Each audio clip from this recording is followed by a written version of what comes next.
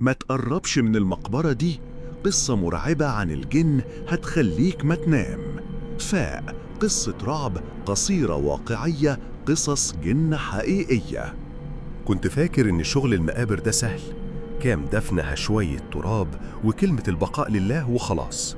بس اللي حصل في الليلة دي عمره ما هيتنسي.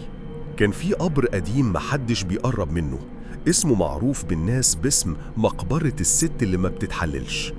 بيقولوا إنهم دفنوها من 30 سنة، وكل شوية حد يفتحه يلاقي الجثة زي ما هي، لحمها لسه ناعم وعينيها مفتوحة. بس أنا كنت محتاج فلوس، والراجل اللي قال لي يفتح القبر ده وعدني بمبلغ كبير. قال لي كل اللي عليك تحفر وتطلع الصندوق اللي تحت النعش وخد اللي فيه.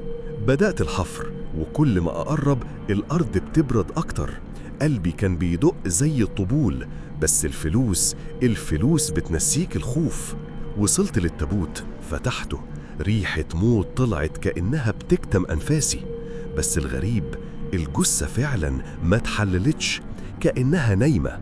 بس لما لمستها عينيها فتحت. سمعت صوت جاي من ورا ظهري، صوت ست بتضحك، ضحكة نشاز فيها وجع وسخرية.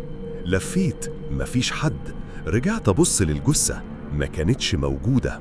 التراب حواليا بدأ يهتز، وظهر على الحيطة اللي جوه المقبرة كتابة بدم: رجعتها للحياة ودفنت روحك بدلها. جريت، بس كل ما أجري بلاقي نفسي واقف قدام نفس القبر، نفس الحفرة ونفس الضحكة في وداني. من ساعتها وأنا مش طالع. الناس بتشوفني بس ده مش أنا، ده شكلي بس. أنا لسه هناك تحت الأرض بصوت بصرخ ومحدش سمعني.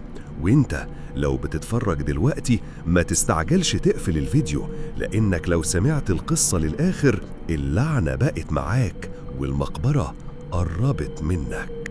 ولو عجبكم الفيديو قولوا لنا رأيكم في الكومنتات، وما تنسوش تعملوا لايك للفيديو وتشتركوا في القناة وتفعلوا زر الجرس عشان يوصلكم كل جديد من مملكة الرعب.